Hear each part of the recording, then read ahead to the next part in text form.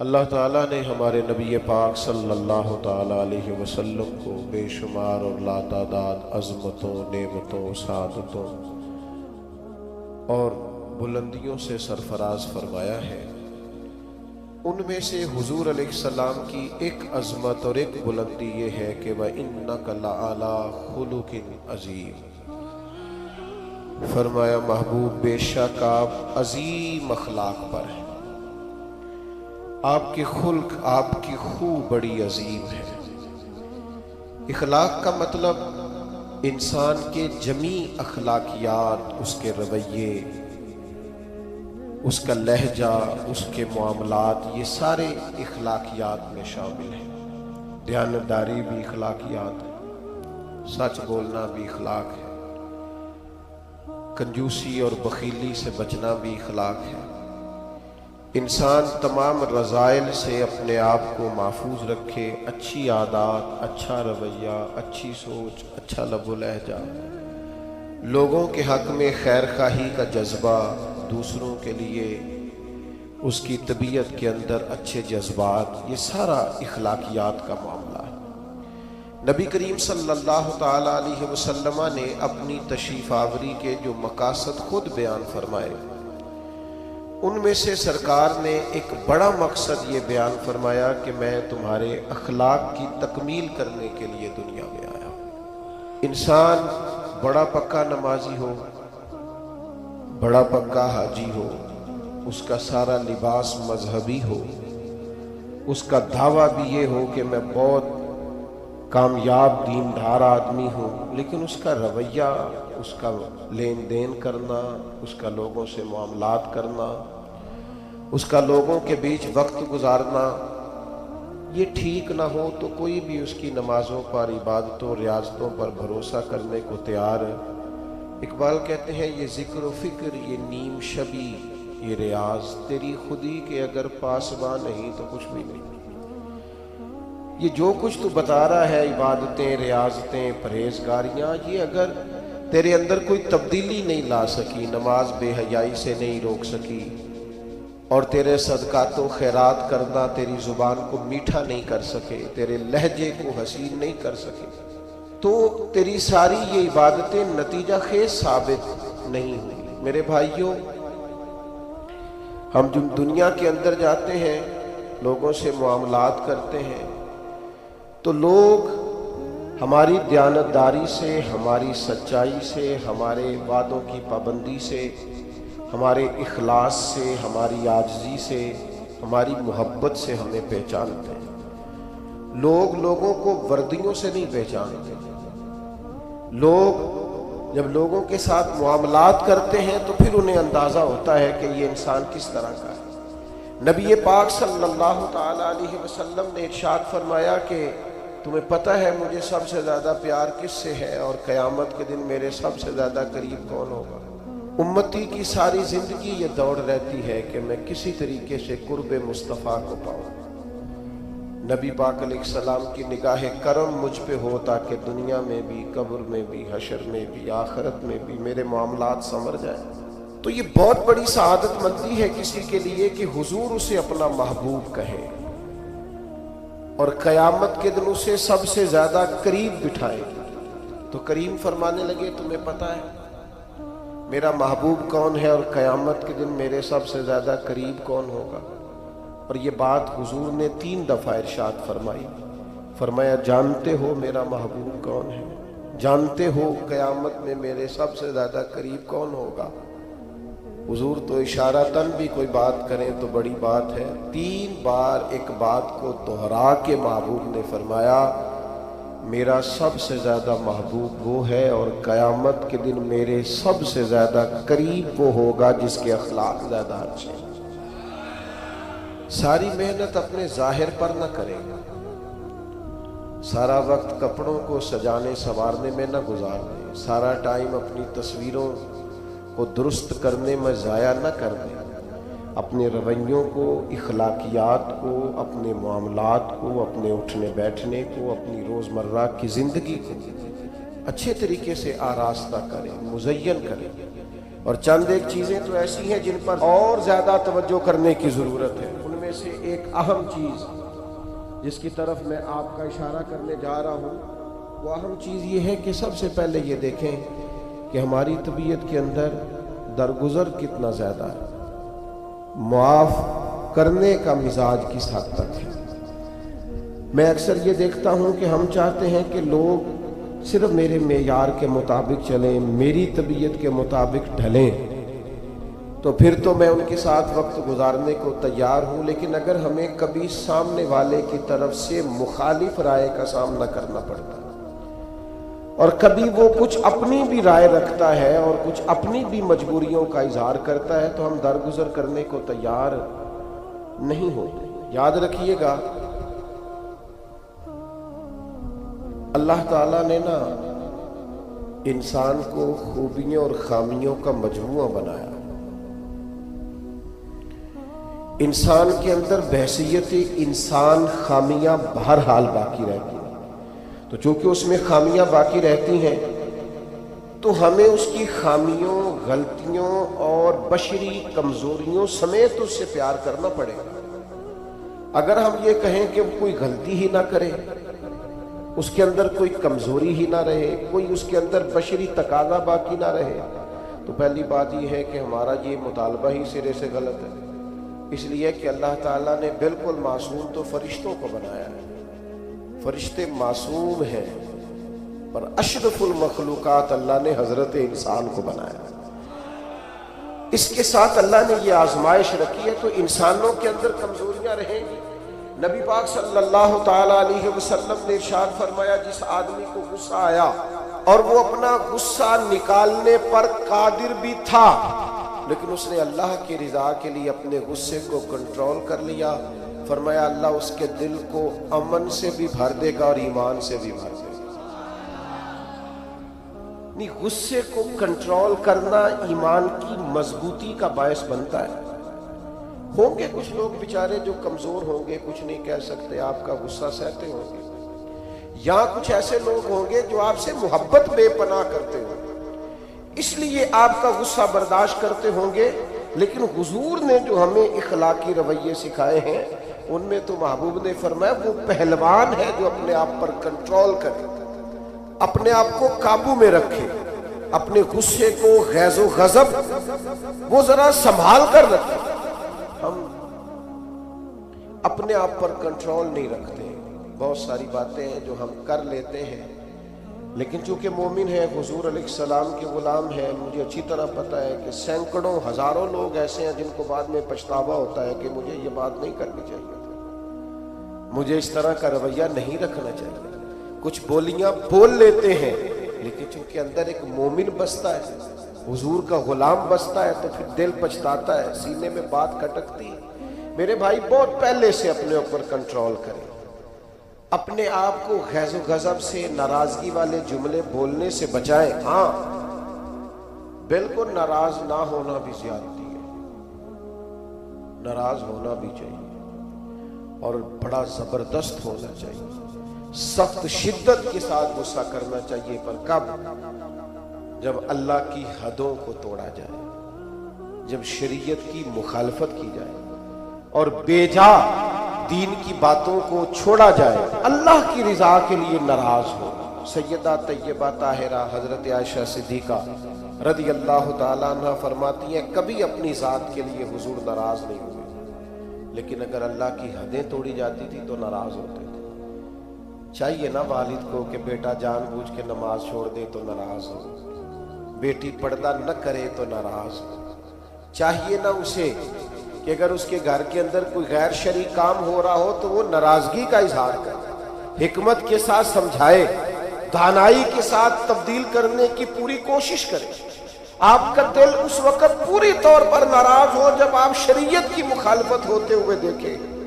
10,000 گم ہونے پر تو جس کا دل پریشان ہوتا ہے، لیکن نماز ظہر قضا ہونے پر جسے کوئی اثر نہیں ہوتا، جو چند منٹ، آدھا گھنٹہ، پونا گھنٹہ نوکری سے لیٹ ہو تو احساس پیدا ہوتا ہے، لیکن کئی دن بیت گئے، فجر نہیں پڑی، کتنے دن گزر گئے، سویرے اللہ کی بارگاہ میں نہیں اٹھا، توجہ نہیں ہوتی۔ دو حدیثیں اکٹھی عرض کرنے لگا ہوں، آپ نے ان دونوں روایات پر غور کرنا ہے۔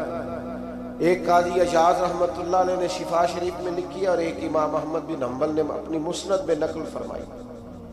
صحابہ فرماتے غزوہ احد کے موقع پر ہم نے نبی پاک علیہ السلام کے رخ زیبا پر خون بہتا ہوا دیکھا، کفار نے سنگ باری کی، تکلیف دی حضور کو، مقدس رخساروں پر خون بہا۔ ہم نے عرض کی یا رسول اللہ دعا کرے نا یہ برباد ہو جائے۔ نبی پاک علیہ السلام نے فرمایا مجھے لان تان کرنے والا نہیں بنا کے بھیجا گیا، مجھے رحمت بنا کے بھیجا گیا۔ اور نبی کریم نے دعا فرمائی یا اللہ انہیں ہدایت عطا فرما۔ اس موقع پر جب حضور کو ذاتی طور پر تکلیف دی گئی ہے، مقدس چہرہ نور پر خون بہ رہا ہے اور صحابہ کے کلیجے پھٹ رہے ہیں، اور احد کے میدان میں حضور کا وہ رنگین چہرہ خون سے بھرا ہوا دیکھ کر طبیعتیں مچل رہی، تڑپ کے عرض کی حضور کریں دعا یہ تباہ ہو جائے۔ فرمایا نہ بھائی، وہ لان تان کرنے والا نہیں، مجھے تو رحمت بنا کے بھیجا گیا۔ لیکن میرے عزیزو، غزوہ خندق کے موقع پر جب دشمنوں سے دفاع کرتے وقت نماز عصر مسلمانوں کی قضا ہوئی تو حضور نے ہاتھ اٹھا کے عرض کیا، کہا اے اللہ ان کے پیٹ آگ سے بھر دے جنہوں نے ہماری نماز عصر لیٹ کر دی، ہماری نماز لیٹ کر دی، صلاۃ وسطیٰ لیٹ کر دی۔ ہمیں تیرے حضور جھکنا تھا، ہمیں وہ نماز پڑھنی تھی جو بڑی قیمتی ہے، نماز عصر انہوں نے ہماری نماز لیٹ کر دی، ان کے پیٹ آگ سے بھر دے۔ حضور کا سارا چہرہ لہو سے بھرا ہے، پر ذات کے لیے دعا نہیں کی کہ یہ تباہ ہو جائے، پر ایک نماز لیٹ ہو گئی۔ صحابہ کی عصر قضا ہوئی تو کریم نے ہاتھ اٹھا کے کہا یا اللہ بھر ان کے پیٹ آگ سے۔ او سنگیو، آؤ یارو اپنا اخلاق تو دیکھیں، میری بھی فجر قضا ہے، میرے پتر کی بھی قضا ہے، میری جوان بیٹی بھی جم کے سو رہی، کبھی ماتھے پر شکن تک نہیں آئی، لیکن میری روٹی لیٹ ہو جاتی ہے تو میں سارا گھر سر پہ اٹھا لیتا ہوں، زمین آسمان ایک کر دیتا ہوں۔ میرے بچے، آپ کے بچے ہماری نگاہوں کے سامنے وہ پوری طرح بری سوسائٹی کا شکار ہو جائیں اور وہ جانے کس کس گناہ میں لگ جائے، معاذ اللہ شکن تک نہیں آتی، لیکن میرے کپڑے وقت پر استری نہیں ہوئے، مجھے ٹائم پر فلاں چیز نہیں دی گئی، آسمان سر پہ اٹھا لیا جاتا ہے۔ حضور نے تو ہمیں یہ اخلاق سکھایا ہے کہ لہو سے تیرا وجود بھی ذات کے لیے بھر دیا جائے، تو زبان سے لان تان نہ کرنا، یہ تیرے نبی کا طریقہ ہے۔ ہاں، اس شخص سے بچنا جو تیری نمازوں کو قضا کرنے کا ذریعہ، ایسے لوگوں کے بارے میں تیرا رویہ سخت ہونا چاہیے، جہاں تیری عبادات، تیری اللہ کی بندگی داؤ پہ لگتی تجھے نظر آئے۔ خدا را دین کا مزاج تو سمجھے، ہم کس طرف چلیں۔ اور پھر یہاں میں بڑی ذمہ داری سے یہ بات بھی عرض کر دوں، حضور راضی نہیں ہے اس بندے سے جو میلاد کی جھنڈیاں لگائے اور نماز چھوڑ دے، جو جلسہ وقت پہ کرائے، محفل کے لیے صبح شام ایک کر دے اور نماز کے معاملے میں سستی کرے۔ ایسے ہی جان بوجھ کر اگر بلی کو دیکھ کر کبوتر آنکھیں بند کرے گا تو اس کا معنی کیا ہے؟ آپ کے چھپ جانے سے اور ذرا کسی برکت والی چیز کے پیچھے چھپنے سے شریعت کا حکم بدل جائے گا، اصل چیز تبدیل کر دی جائے گی۔ حقیقتیں حقیقتیں رہتی، حقیقت چھپ نہیں سکتی بناوٹ کے اصولوں سے، اور خوشبو آ نہیں سکتی کبھی کاغذ کے پھولوں سے۔ شریعت کا حلال حلال رہے گا اور حرام حرام رہے گا۔ تھوڑا سا اپنی ذات کے لیے معافی دے کے تو دیکھیں، غلطی ہو گئی ہے بہو سے، اس کے ابا جی نے پنچایت میں آ کے پگڑی کھول کے تیرے پیروں کے سامنے رکھ تو دی تھی، اس کے بھائی نے ہاتھ بھی باندھے تھے کہ آئندہ نہیں کرے گی، چل کر دے معاف، کوئی بات نہیں، کوئی کفر نہیں ہو گیا۔ ہو گئی ہے نا غلطی تیرے ملازم سے، بیچارہ غریب ہے، وہ کہیں اور جا کے اس عمر میں بڑھاپے میں کہاں نوکریاں ڈھونڈتا پھرے، ہو گئی ہے غلطی معاف کر دے، درگزر کر دے. چل تیرا پڑوسی غریب آدمی بھول گیا تھا تھوڑا سا، کر دے درگزر.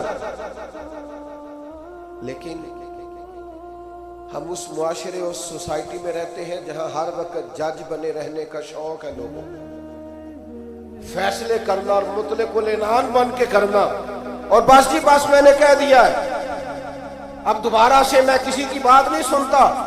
ہم اس سے ناراض نہ ہو جائیں تو یہاں تو مسجد کی کمیٹی کا صدر کسی سے کنٹرول نہیں ہوتا، سارا کچھ بگڑتا ہے تو بگڑ جائے الا ماشاءاللہ. لیکن ہمارا مزاج ہے، ماں بدولت نے جو کہہ دیا وہ ہو کے رہے گا. پتھر برسانے والے، تکلیفیں دینے والے، اذیتیں دینے والے حضور کے سامنے گردنیں جھکائے کھڑے تھے. بتاؤ بھائی تمہارے ساتھ کیا سلوک کروں؟ فتح مکہ کے دن اعلان ہو رہا ہے. انہوں نے پتہ کیا کہا؟ انہوں نے میرے محبوب کے عظمتوں والے باپ کا ذکر چھیڑ دیا.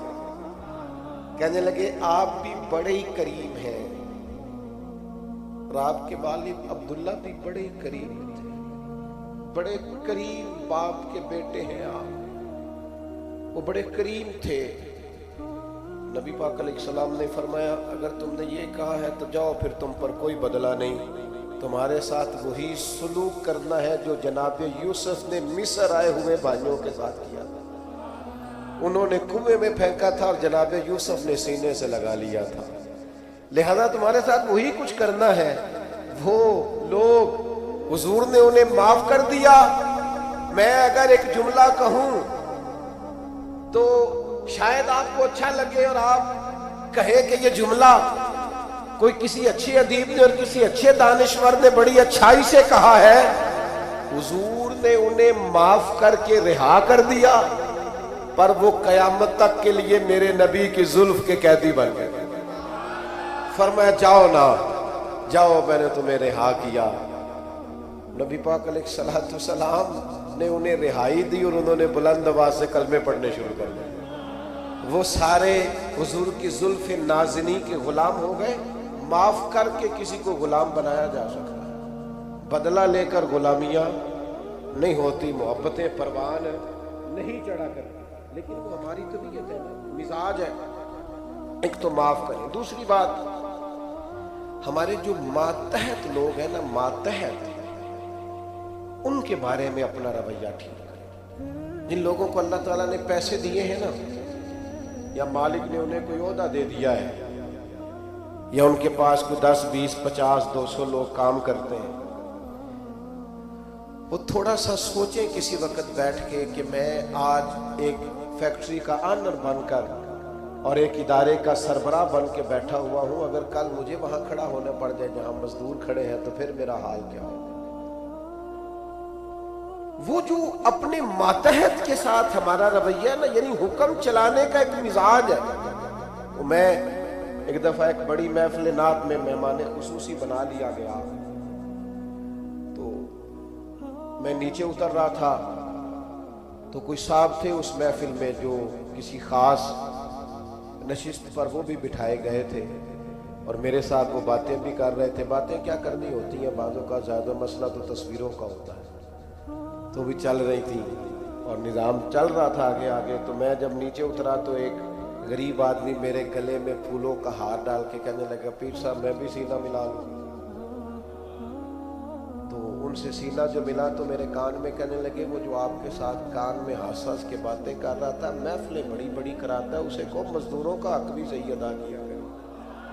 آج بھی کیتی جاندے ہو تے لہو بھی پیتی جاندے ہو، کھو کے مال یتیماں دا بھیج مسیتی جاندے ہو، تسی پھٹ دلاندے سیندے نہیں، آ ٹوپیاں ہی سیپی جاندے ہو، نفس تے چھری پھیر دے نہیں تے دمبے کیتی جاندے ہو. فرض بھلائی بیٹھے ہو، فرض بھلائی بیٹھے ہو، فرض بھلائی بیٹھے ہو، ایویں نفلاں نیتی جاندے ہو، اور دسو تے سی بلے شاہ نو ایک ہی کیتی جاندے. عجیب مزاج ہے.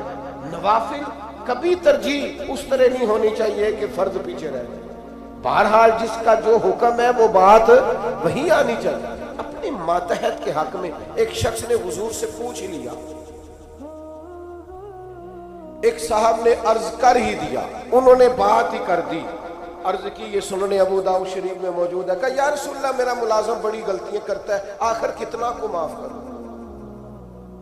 کوئی حد بھی ہوتی ہے. بڑی غلطیاں، بڑی کوتاہیاں، بڑی کمزوریاں، تو اس نے گن کے معاف کرنے کے لیے حضور کتنی بار معاف کروں. آخر بعض لوگ بعض باتیں جھلملا کے کرتے ہیں نا، حضور آخر کتنا کو معاف کروں. نبی کریم علیہ السلام نے گویا فرمایا اگر تو نے گن کے پوچھا ہے نا تو چل اس طرح کر، ایک دن میں 70 بار تو معاف کیا کر. ایک دن میں کتنا معاف کرنا ہے؟ تجربہ تو کریں کہ کیا ہم نے کبھی 7 دفعہ بھی معاف کیا ایک دن میں؟ حضور نے فرمایا 70 دفعہ معاف کر. اور ایک شخص کو تو نبی کریم نے ان لفظوں سے تنبیہ فرمائی، فرمایا تیرے غلام پر جتنا تجھے حق حاصل ہے نا تیرے اختیار میں، تیرے رب کو اس سے کئی گنا بڑھ کے تیرے اوپر اختیار ہے. یا رسول اللہ ان کا کرے کیا؟ تو نبی پاک نے فرمایا اپنے غلاموں کو اس طرح رکھنا. یہ جو بڑی بات کرتے ہیں نا انسانی حقوق کی، وہ ملازم نو سوٹ دے رہے نے کہ نوائیے میں کدی واری پایا ہے نوائیے لہذا، تو بھئی آپ کو بغیر جو نہیں پہنا تھا وہ دینا چاہیے تھا نا، ملازم کو نیا خرید کے دیتے نا. یہاں تو لوگ زکوٰۃ بانٹتے ہیں اپنے ملازموں پہ، تو سیاسی زکوٰۃ بانٹتے ہیں. ہاں اس کو پیسے جو وقت وہ وقت کام آ جائے گا، تھوڑی تھوڑی کر کے وہاں بانٹو، جب ٹائم ملے گا تو بلا لیں گے. خوب کرے حمد سے تھوڑا سا گلا بھی سن لے، گولی اگرچہ کڑوی ہے پر ہو سکتا ہے شفا ہو. ہر دینی کام میں بھی سیاست کرتے ہو، ذات کے لیے استعمال کرتے ہو. سنو یہ میرے نبی پاک کا اخلاق ہے. یا رسول اللہ غلاموں سے کس طرح گزارا کرے؟ فرمایا جس طرح کا خود کھانا اسی طرح کا انہیں بھی کھلانا، جس طرح کا خود پہننا اس طرح کا انہیں بھی پہنانا. سیاستہ میں موجود ہے. اور فرمایا ان کی طاقت سے بڑھ کر کبھی انہیں کام نہ بتانا. اور میرے محبوب کے غلاموں نے تو اس طرح عمل کیا کہ حضرت ابو ذر غفاری جیسے سردار اپنے گھر سے نکلے تو غلام ساتھ تھا. سامنے سے ایک سردار دیکھ کے حیران ہو گیا، کہنے لگا ابو ذر یہ کون ہے؟ فرمایا میرا غلام ہے. کہا حد ہو گئی یار، اس کے کپڑے قیمتی ہیں اور تمہارے کمزور ہیں، یہ انقلاب کیسے آیا؟ تو جناب ابو ذر غفاری فرمانے لگے یہ میرا انقلاب نہیں، یہ محمد عربی کا دیا ہوا انقلاب ہے. یہ کس نے ذروں کو اٹھایا اور صحرا کر دیا، یہ کس نے قطروں کو ملایا اور دریا. غالباً ایک غیر مسلم کے شعر ہیں. کہتا ہے یہ کس نے قطروں کو ملایا اور دریا کر دیا، کس نے ذروں کو اٹھایا اور صحرا کر دیا. یہ کس کی حکمت نے یتیموں کو کیا در یتیم اور غلاموں کو دنیا بھر کا مولا کر دیا.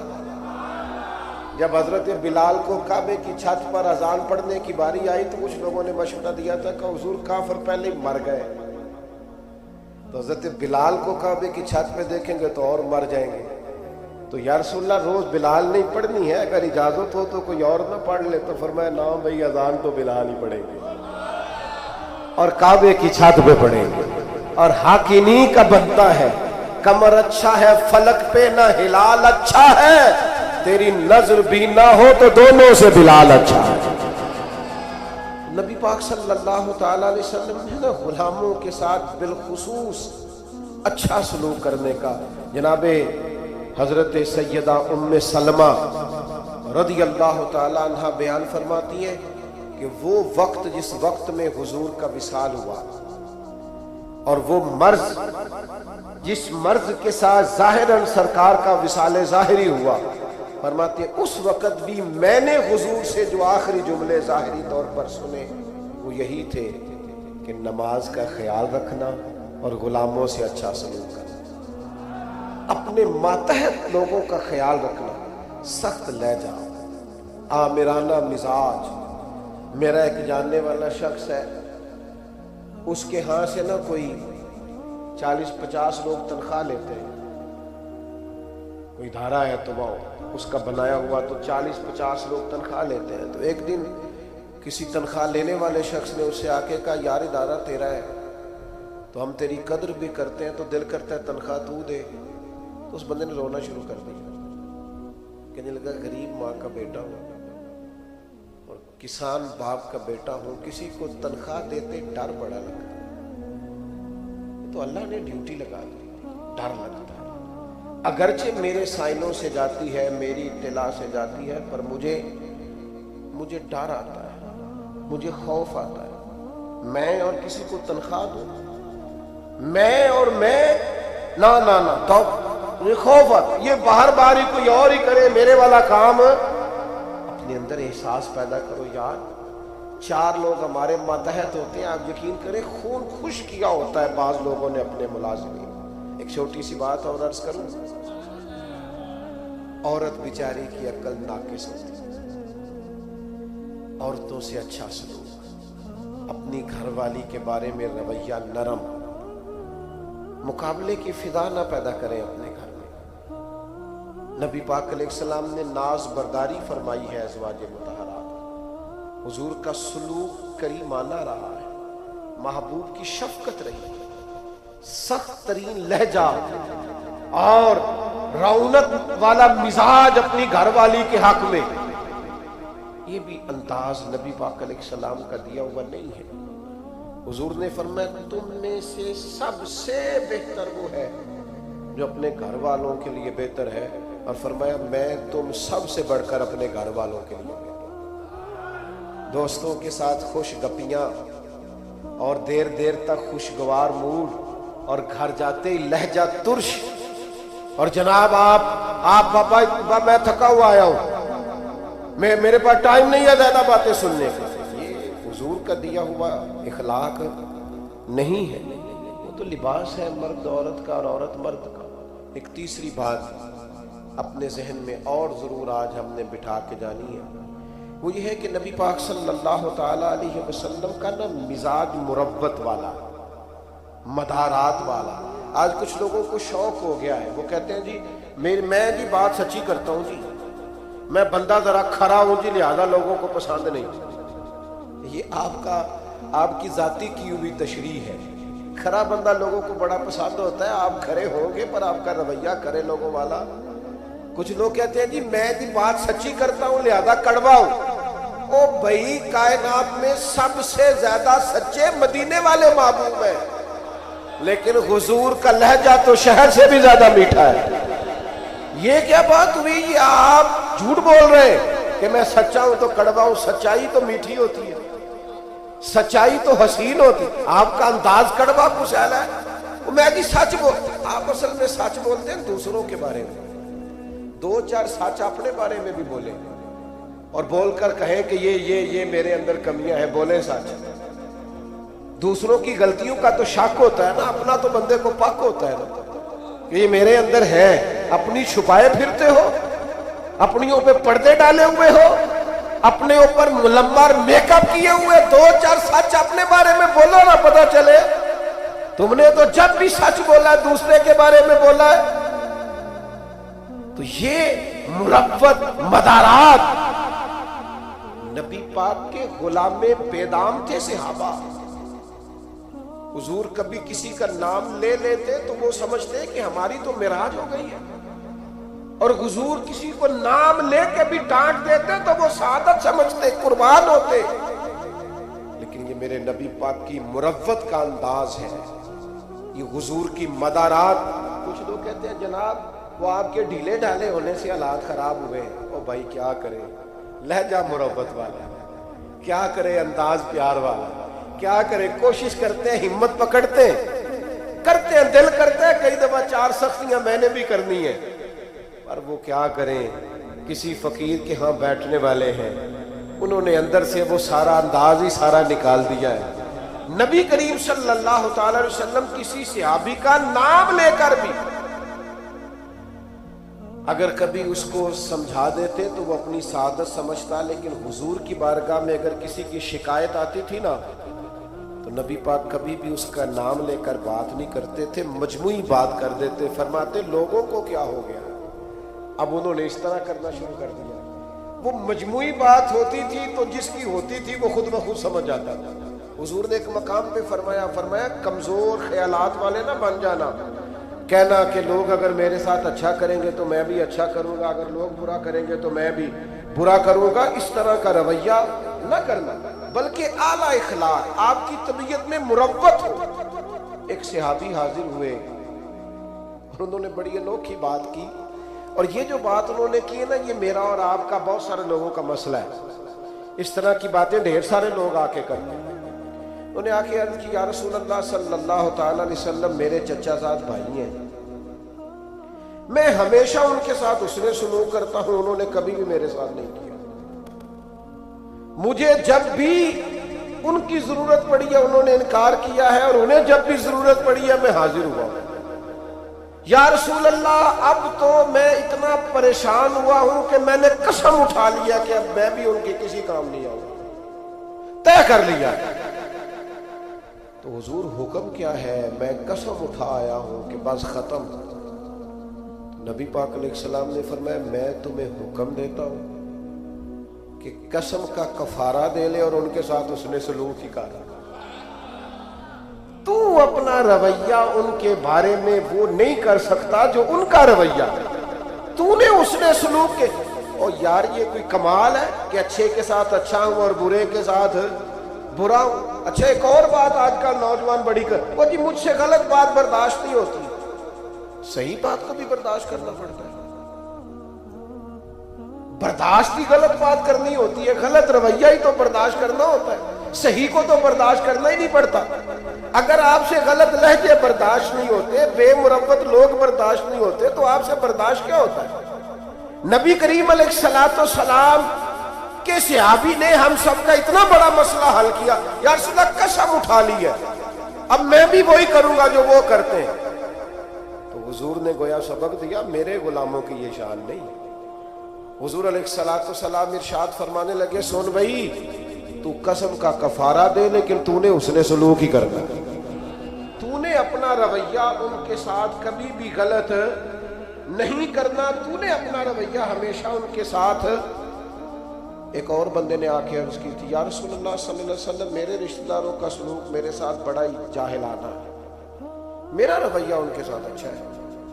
ویسے میں اور آپ تھوڑا تجربہ کر لیں، وہ صحابی تو سچ بول رہے تھے بالکل، ہمارے ہاں ڈھیر سارے لوگ اس معاملے میں سچے بھی نہیں ہوتے، وہ کہہ رہے ہوتے ہیں میں رشتہ داروں سے بڑا اچھا ہوں، پر یہ تو دوسرے سے پوچھیں گے تو پتہ چلے گا، یہ تو سامنے والا اپنا رویہ بتائے گا تو پھر سمجھ آئے گی، ورنہ تو پنچایت میں ہر بندہ یہی کہہ رہا ہوتا ہے کہ سب سے زیادہ نیک میں ہی ہوں، آپ جس کی بات سنیں وہ فل سچا ہوتا ہے، یہ تو دوسرا بھی اپنی بولی بولے گا تو پھر بات سمجھ میں آئے گی۔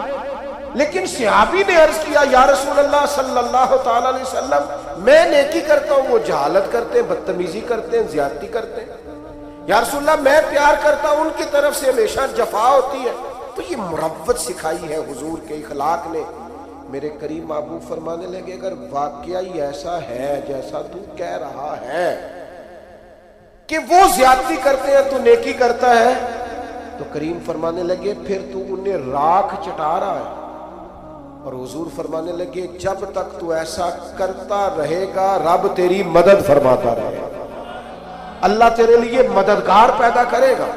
اپنی مروت کو کبھی نہ کچلے، سامنے والا کرے گا رویہ جس طرح کا بھی اس نے کرنا ہے، جو بھی اس کی طبیعت ہے وہ کرے گا، اور کرتے رہتے ہیں لوگ، لوگوں کی طبیعت ہوتی ہے وہ اپنے حساب سے چلتے ہیں، لیکن ہمیں اپنے رویوں کو کبھی بھی کمزور نہیں کرنا، کسی مقام پر بھی کوئی ایسا کام نہیں کرنا جس سے چھلکے کہ ہم نے مروت چھوڑ دی ہے۔ اور چوتھی اور آخری بات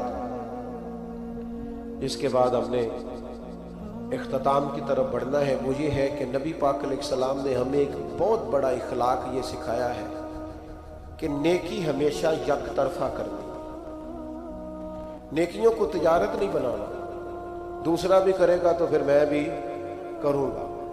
یہ ہمارے ہاں نا ایک رواج ہے کہ وہ میری طرف آیا تحفے بڑھا کے تو پھر میں بھی اس کی طرف تحفے بڑھا کے جاؤں۔ نیکی ہمیشہ یک طرفہ ہوتی، اس لیے کہ اجر اللہ سے لینا ہے، بندوں سے نہیں لینا۔ نبی پاک علیہ السلام کا اخلاق یہ ہے کہ محبوب ہمیشہ یک طرفہ خیر خواہی کرتے، کبھی مطالبہ نہیں کرتے تھے سامنے والے سے کہ وہ بھی خیر خواہی ہی کرے۔ آپ دیکھیے طائف والوں نے کیا کیا، مکے والوں نے کیا کیا، دیگر بہت سارے قبائل تھے، ان کا رویہ حضور کے بارے میں کیا تھا، لیکن نبی پاک کا رویہ ان کے بارے میں یہ تھا کہ اگر مکے میں قحط پڑ گیا تو حضور نے غلہ بھجوایا، اگر وہاں حالات خراب ہوئے ہیں تو نبی پاک نے ان کے لیے دعائیں فرمائی کہ یا اللہ باران رحمت فرما۔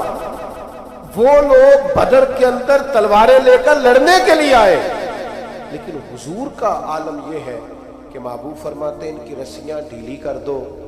اگرچہ یہ لڑنے آئے تھے اور ہمارے قیدی بنے ہیں، اگرچہ ان لوگوں نے بڑا ستایا تھا، پر حضور فرمانے لگے یہ ہائے ہائے کرتے ہیں تو مجھے نیند نہیں آتی۔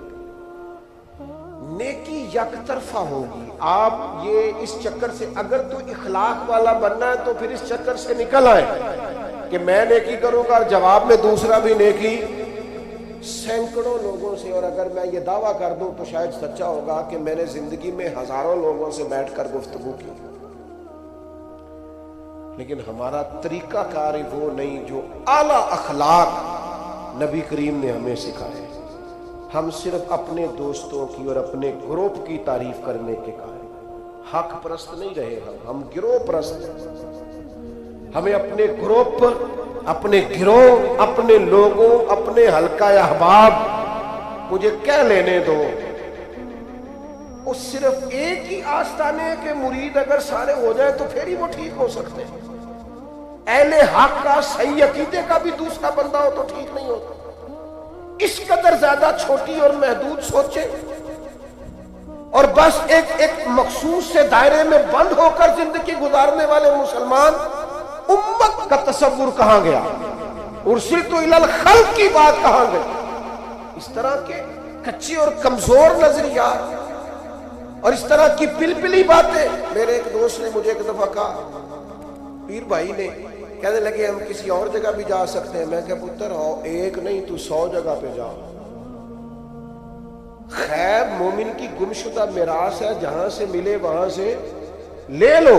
ہاں ایک بات ضرور ہے، اس کو ضرور آپ ذہن کے اندر رکھیں کہ کسی مقابلے پہ نہ اترے، کسی ایسے چکر میں نہ پڑے۔ وہ کسی بزرگ نے کسی سے کہا تھا پیر 2 بھی ہو سکتے ہیں، اس نے کہا نہیں اس طرح کر، یہ رویہ بنا لے کہ والد 1 ہوتا ہے، چچا 15 بھی ہو سکتے ہیں، 20 بھی ہو سکتے ہیں، چلے اس طرح کا مزاج بنا لے۔ لیکن ہماری طبیعت اور مزاجوں کے اندر جو گھٹن آئی ہے وہ خوفناک ہے۔ یک طرفہ نیکی کا مزاج بنائیں۔ تو ایک تو آپ کی خدمت میں آج یہ بات درج کی ہے کہ کوشش کریں درگزر اور معافی کا مزاج پیدا ہو، اور دوسرا خاص کر اپنے ماتحتوں کے بارے میں اپنا رویہ ٹھیک، اور تیسرا تھوڑا مروت والا مزاج بنائیں۔ ہاں جہاں حق بات کہنی ہو ضرور کہیں، لیکن کچھ مروت ہو۔ ہر وقت ہی تلخ رہنا اور بے باک رہنا اور جو منہ میں آنا کہہ دینا۔ قاتل کو کوئی قتل کے آداب بتائے، دستار کے ہوتے ہوئے سر کاٹ رہا ہے۔ اور کسی نے کہا تھا کہ تعلق توڑ دینے کے بھی کچھ آداب ہوتے ہیں اور کسی کو چھوڑ دینے کے بھی کچھ آداب ہوتے ہیں۔ کوئی تو مروت آپ کے مزاج میں ہو، ہر وقت کی تلخی، ہر وقت کی ناراضگی، کسی کے بارے میں آپ کے ہاں خیر کے جذبات نہیں، یہ کبھی ایسا رویہ نہ اختیار کریں۔ اور چوتھی اور آخری بات یہ، نیکی کو یک طرفہ بنائیں، نیکیوں کو تجارت نہ بنائیں کہ سامنے والا کرے گا تو پھر میں کروں گا۔ اللہ تعالی ہماری حاضری قبول فرمائے۔